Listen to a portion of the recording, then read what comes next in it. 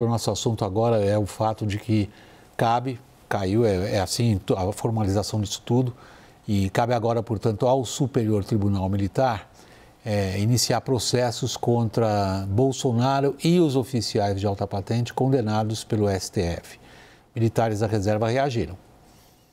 A nota assinada pelos presidentes dos clubes militar, naval e da aeronáutica classifica as prisões dos oficiais da reserva das Forças Armadas como injustas. Os militares argumentam que elas comprometem a percepção pública de equilíbrio, proporcionalidade e segurança jurídica e falam em possíveis falhas na análise dos fatos. A nota também diz que as prisões atingem respeitados chefes militares e que isso deveria ter sido objeto de ponderação em todo o processo e o julgamento. Além do ex-presidente Jair Bolsonaro, que é capitão reformado do Exército, outros 4 militares começaram a cumprir pena na última terça-feira. Os generais da reserva Augusto Heleno e Paulo Sérgio Nogueira foram encaminhados ao Comando Militar do Planalto, em Brasília. O ex-comandante Almir Garnier está na Estação Rádio da Marinha, também na capital federal. Já o general da reserva Walter Braga Neto segue na 1ª Divisão do Exército, no Rio, onde já estava desde dezembro de 2024, sob acusação de obstrução de justiça. Todos os condenados ainda vão passar pelo Superior Tribunal Militar.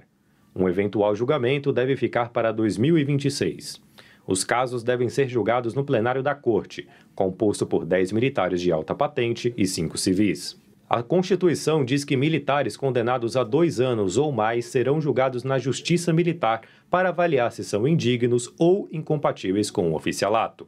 Com isso, podem não apenas perder patentes, mas outras prerrogativas da caserna, como a possibilidade de prisão em instalações das Forças Armadas. Em entrevista à CNN Brasil, o general da reserva e senador Hamilton Mourão avaliou que a Justiça Militar deve avaliar a ética e a disciplina dos oficiais condenados pelo STF ao julgá-los. Porque hoje eu vejo muita publicação na imprensa, foi condenado há mais de 2 anos, já era. Então não precisava ser julgado dentro do STM, né?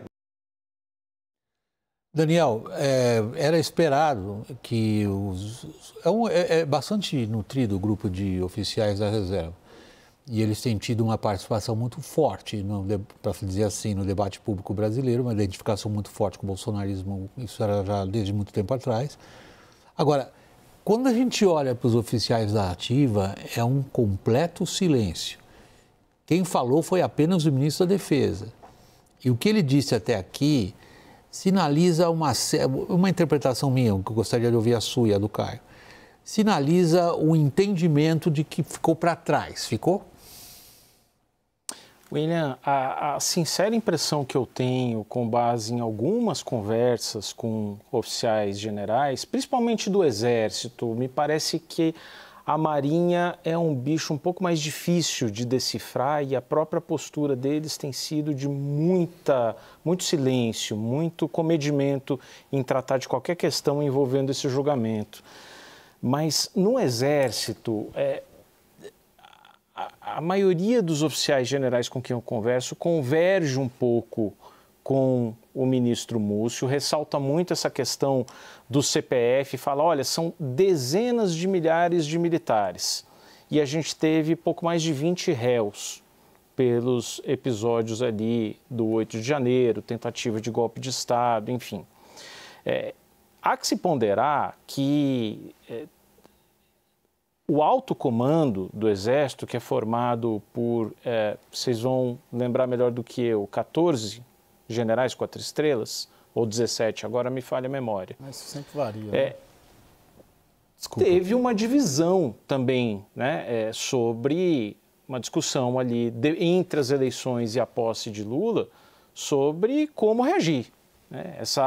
Essa divisão do alto comando foi registrada. Então, na mais alta cúpula do Exército, houve a divisão naquele momento. Hoje, a tentativa é dar por encerrado, virar a página, há uma necessidade de reaparelhamento das forças e pesa muito na melhora desse ânimo o que a gente acabou de ver passar no Congresso, que foi uma alteração para ter 30 bilhões de reais fora da meta. Isso é investimento puro e é algo que os militares gostam.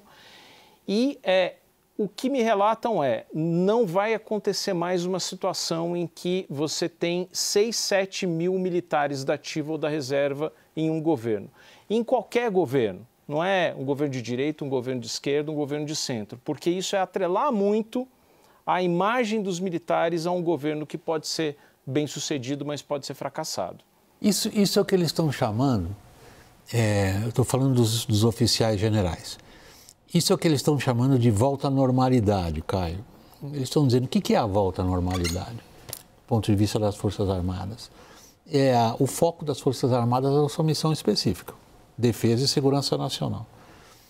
Eles consideram que estão voltando à normalidade porque não se veem como parte relevante na campanha eleitoral do ano que vem. Então, eles dizem, prestem atenção em quantas coisas voltaram ao normal do ponto de vista das Forças Armadas já antes mesmo do início do cumprimento das penas dos que foram condenados pelo STF. Quer dizer, nós estamos tirando as Forças Armadas da política. Houve dentro das Forças Armadas um movimento pouco registrado fora, mas dentro de grande comoção, que foi um certo grupo de oficiais das tropas especiais preterido nas promoções. Ou seja, há um entendimento dentro da instituição de onde partiram os cabeças quentes mais diretamente envolvidos no que foi essa panaceia toda de golpe. Agora, há uma mágoa. A mágoa é se nós estamos voltando ao normal porque o STF não. Sim, exatamente. Essa sempre foi a grande questão colocada, né? Acho que, no fundo, principalmente os oficiais da ativa, principalmente o Exército Brasileiro, eles têm o entendimento de que a missão deles, principalmente do comandante Tomás no Exército Brasileiro, era despolitizar as forças, era tirar movimentos políticos de dentro da força, tanto que apoiaram, junto com o ministro da Defesa, José Múcio, uma PEC que o governo Lula não comprou, que, de certa maneira, tratava disso, né, de regulamentar até onde militares podem ou não participar. O governo Lula não comprou essa PEC, né, e ela está parada lá no Congresso. Enfim, essa missão foi bem sucedida, sim. E consideram esse julgamento como um todo como uma virada de página, porque sangraram juntos ao longo do governo Bolsonaro, né, e também ao longo de todo esse julgamento que encerrou oficialmente ontem. Agora, eles entendem que eles não são os únicos responsáveis por esse status quo de falta de normalidade e que o Supremo Tribunal Federal tem uma participação muito grande em tudo que acontece, como um agente político que não deveria ser, porque é um poder idealizado apenas para julgar. E a gente sabe que não é, que virou um tribunal político. E as forças têm o entendimento que o julgamento deles, em grande parte, também foi um julgamento político. Mas não há o que fazer. Não há o que fazer. Como obrigar o Supremo Tribunal Federal a voltar à normalidade? A gente fala disso praticamente toda semana aqui, né, William? E mesmo setores não bolsonaristas também entendem. Empresários, né? Porque a interferência do Supremo na vida brasileira, ela não se dá só na política, ela se dá na economia, ela se dá nos costumes, ela se dá de diversas maneiras. Mas isso acho que é uma ilusão achar que isso vai acontecer. Né? Há uma outra mágoa que a gente detecta, conversando como a gente profissionalmente e às vezes até mesmo pessoalmente faz com oficiais importantes nas três forças, que foi o empenho, Daniel, sobretudo por parte do governo ou de figuras relevantes do governo. Algumas no Legislativo, mas algumas também no Palácio do Planalto, de comemorar a condenação dos generais como finalmente justiça feita para 64. Na visão de oficiais importantes, o tipo, eles qualificam isso.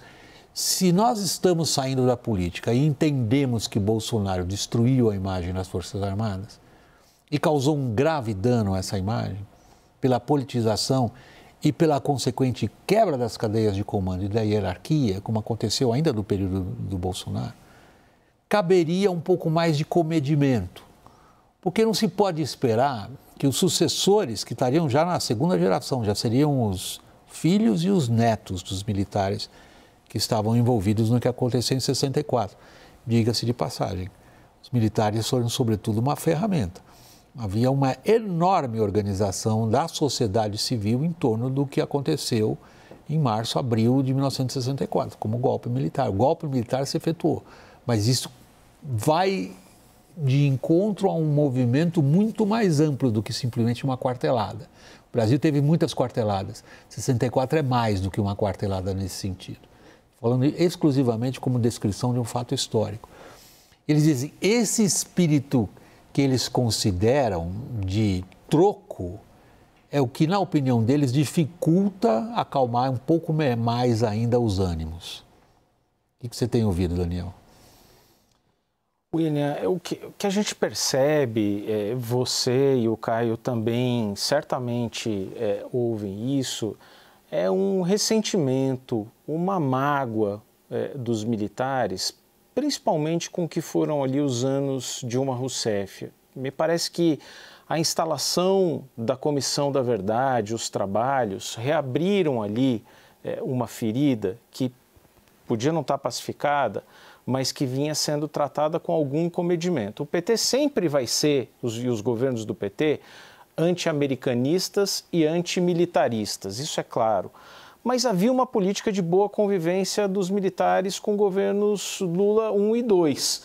Os militares até, me parece, se ressentiam mais do governo Fernando Henrique pelas reformas que foram feitas ali nos ganhos, no sistema de proteção, a dita previdência dos militares, uma reforma do início dos anos 2000, do que do próprio governo Lula 1 e 2. A ferida começa a ser realmente aberta, me parece, com a instalação da Comissão da Verdade. E aí, óbvio, com o que aconteceu no governo Bolsonaro, é preciso lembrar que a grande adesão dos militares à máquina pública, o loteamento da máquina pública para militares, esse movimento se fortalece, começa e se fortalece ainda no governo Temer, né?